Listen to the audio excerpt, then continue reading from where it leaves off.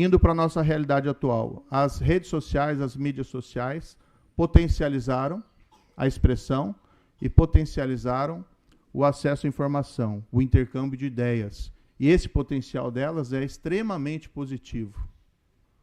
Eu me preocupo muitas vezes quando nós discutimos essas questões atualmente e tratamos isso como um mal, como se isso fosse um perigo para a democracia. É claro que o mau uso e a desinformação, a incitação à violência, ameaças, nunca são aceitáveis, seja fora das redes ou dentro das redes. Mas nós não podemos vilificar esse importante instrumento que pode, sim, potencializar a liberdade de expressão, como potencializou a liberdade de expressão e o acesso à informação. Por isso, qualquer regulação tem que ser muito cuidadosa. Hoje se discute no Brasil muito profundamente essa questão. Existe uma lei que foi aprovada no Senado, um projeto de lei que foi aprovado no Senado e está na Câmara para ser debatido.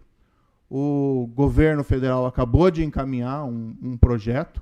Eu não conheço profundamente o projeto, mas vejo ali aspectos que geram alguma preocupação.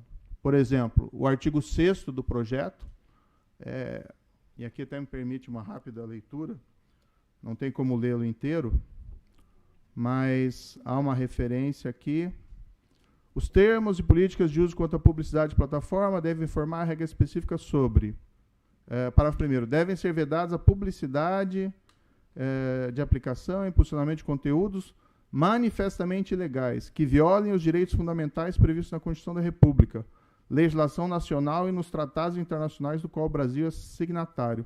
Só aqui já tem um manancial enorme de dúvidas interpretativas. O que vem a bem a ser os publicidade que viole os direitos fundamentais previstos na Constituição da República? Lembrando que nós temos um manancial enorme de direitos fundamentais.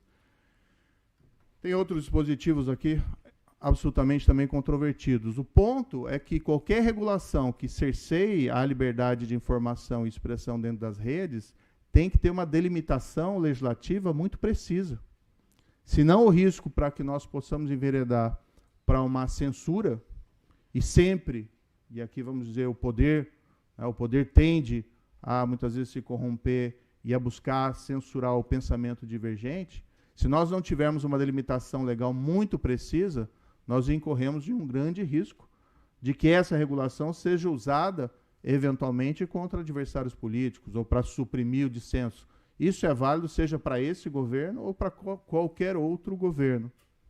Também nesse projeto, no final, embora preveja-se lá uma autorregulação por parte das plataformas, há a previsão de que o Poder Executivo poderá criar uma autoridade autônoma de supervisão. Mas não há nenhuma delineação de como será esse órgão, quem comporá esse órgão, apenas a referência de que o Poder Executivo pode criá-lo. Claro que isso ainda vai ser debate dentro do parlamento, mas, a meu ver, é um grande risco colocar nas mãos do governo, do Poder Executivo, um poder de supervisão que, eventualmente, pode, com base numa lei vaga em relação a determinados termos, resultar em alguma espécie de censura. E podemos lembrar, né, até episódios recentes, que esse governo, o governo anterior era muito criticado por desinformação, por ataques nas redes, e aqui vou deixar muito claro que eu não concordo com qualquer espécie de incitação à violência ou ameaça, seja fora ou dentro das redes, mas esse governo atual também já incorreu em desinformação, em ataques. E não vou entrar aqui em detalhes, mas podemos lembrar os episódios que aconteceram semana passada, inclusive envolvendo falas do presidente da República, inclusive envolvendo também, no caso, a minha pessoa. Igualmente, falas do secretário de comunicação do governo. Não vou entrar aqui nas minúcias, porque não é esse o caso. Mas apenas lembrar que qualquer autoridade está sujeita a cometer esses erros. Daí porque colocar no governo executivo um poder de supervisão sobre as redes, como se fosse uma espécie de mandato em branco, é algo muito arriscado. Então, esse projeto tem que ser debatido, e tem que ser melhorado muito.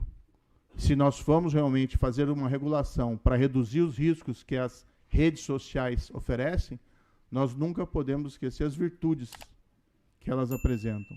E jamais poder admitir que essa regulação seja utilizada por uma espécie de censura política.